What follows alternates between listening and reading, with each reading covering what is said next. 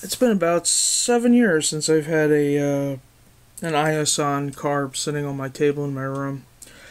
Yep, ladies and gentlemen, this is the carburetor that came off my car. And we're going to have a nice little talk about how interesting this carburetor really is. Like, so what? It's a 30-year-old Ison. Well, there's something really interesting you should know. You know, you have this electric connector and you got these two fuel cut solenoids that I've mentioned in the last video. Well, I did mention that one of them was for fuel cut, and I didn't really exactly explain what the other one was for. Well, here's a little interesting little tidbit.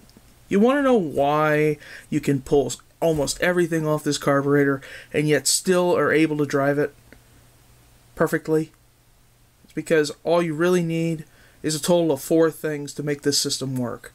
The carburetor, this relay that you'd see sitting next to the main fuse box in the engine bay, this single wire oxygen sensor, and this. And it says emission control. This is an emission control computer, and you are not going to believe what this really does. How would you like to know what's inside this? Well, guess what? That's what's in it. This is the circuitry of the emission control computer. There we go. Now we're going to completely take the board off. Now, let me move this over. Bring it down here. Now, this looks like the most simplest thing in the world. It's like you probably wouldn't believe that this thing actually can do very simple tasks. So, we have this computer. This is the relay that turns it on and energizes it. This oxygen sensor. This takes readings from this, and if it's running too rich, it shuts off the vacuum, not the vacuum switch. It shuts off the solenoid, the fuel cut solenoid. This is literally the bare bones, the skeletal remains of one of the first generation computer systems. In Japan, they actually made a fuel injected version of the 4AC called the 4AELU.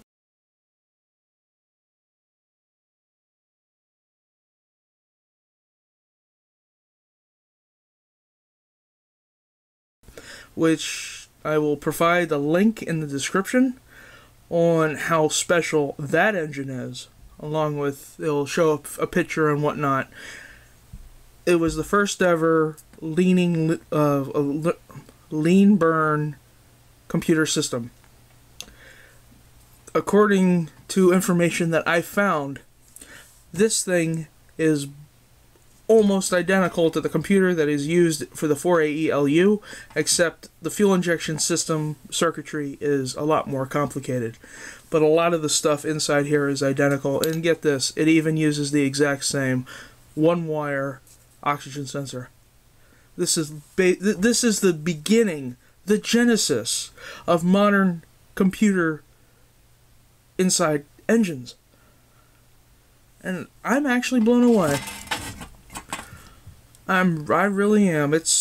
I love history. Most importantly, when it comes to cars, I love technological history. And it is amazing to know that this oxygen sensor, this relay, this circuit board, and this carburetor are all intertwined.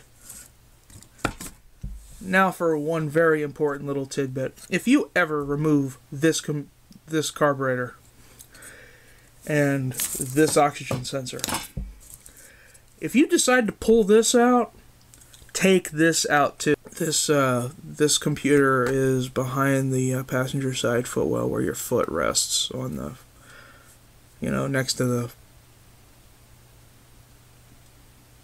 glove box.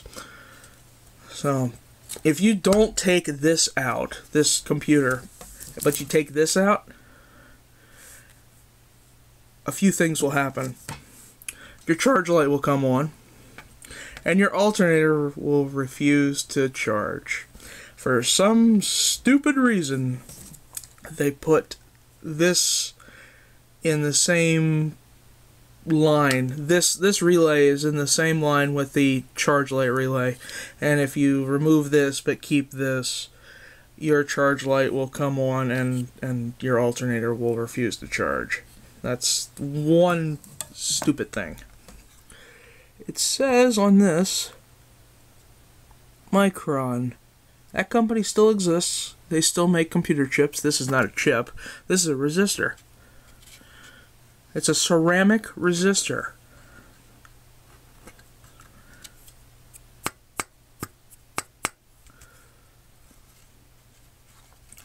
So with this carburetor off, what's next? You're just gonna have to wait and see, folks. This is 84 Hachi signing off.